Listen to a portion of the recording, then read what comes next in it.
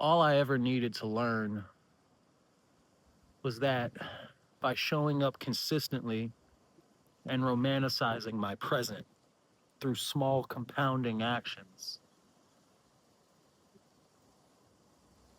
I'd receive the future that I once felt so lost looking for. That it was never about some big gust of momentum that would come through and lead me to a brighter, shinier life, but rather me accepting my inheritance of time and understanding that what I put into it will compound.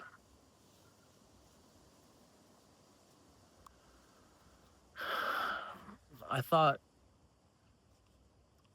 long about that yesterday. I was thinking, and I wrote something similar to that. Could have butchered it, but it made me think about this inheritance of time.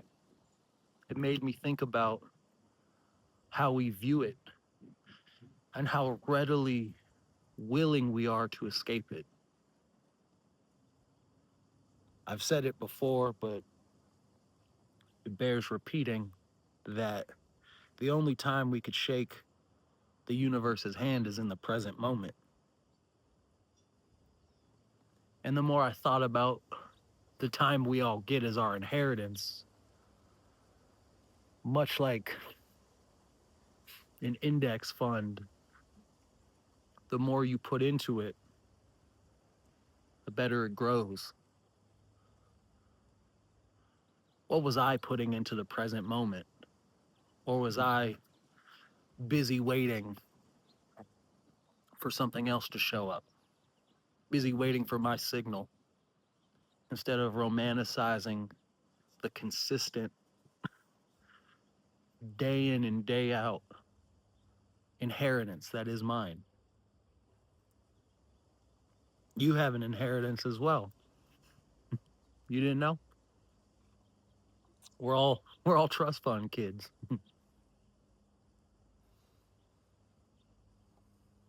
It was just something I was thinking about, and it felt powerful to me enough to want to share it. But it really is crazy how backwards I consistently thought about this thing. I brought this book. I know I never do this, but I make the rules, so why not? It's called The Man Who Talks with the Flowers. It's a story about George Washington Carver. Now, I knew him as an inventor and the guy who made peanut butter, which Lord knows I'm thankful for. But I never really knew how saintly of a man he was and how spiritually attuned he was throughout his entire process. I think I dog eared a page.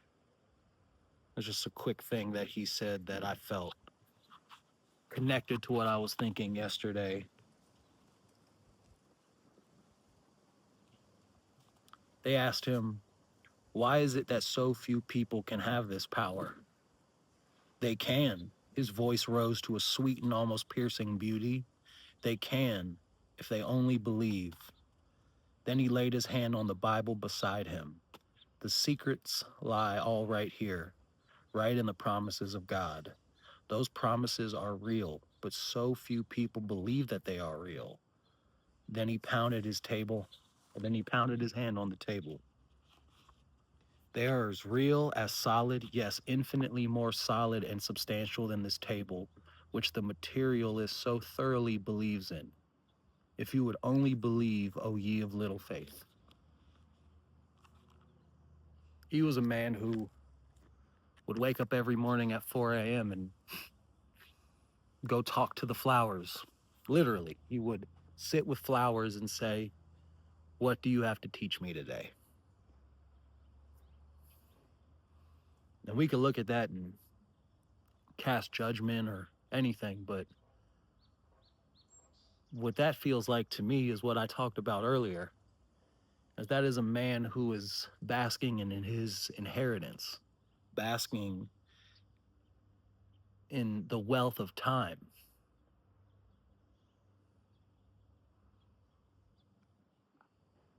I viewed so many tasks as things to check off a list, and then finally, once that's done, I could relax. Instead of realizing that those tasks or those objectives were containers in which I could enjoy time, and that there was no use doing something in an effort to run away from it, to run away from the experience of it, or to do something hoping that it will then one day give me a chance to experience time. It's all happening right now.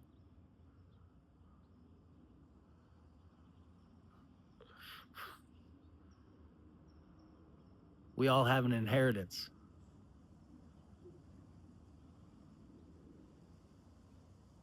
Do the things today, now, that compound that inheritance, that grow it. I can't waste my time waiting for something to fall out of the sky or waiting for the moment to arrive. Romanticizing the small, detailed, repeatable is not something that I need to get through to achieve, but rather things that tether me to the now. That is the bridge. That is the bridge between the material world and the esoteric. That is the bridge between feeling a divine connection to something bigger than you and allowing something to work through you, while at the same time being able to materially compound it. That was always my big lesson. It was never going to happen. It was never going to show up for me later in some murky, lost future that I always felt like I was kicking around in the dark looking for. It was in front of me the whole time. And the small, romanticized actions of daily life.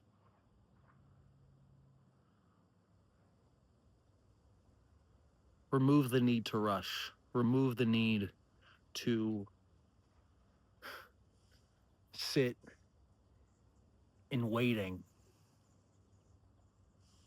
And like George Washington Carver did, he woke up at 4 a.m. every day. It's spiritual, but it's also practical. When you get up before the world starts, you don't you don't bother yourself by getting whisked up into it. You have the ability to stare at it and make it your own.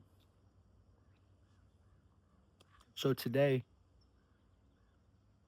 for me, for you, for anybody, will you accept your inheritance? I know I will. This is here if you need it.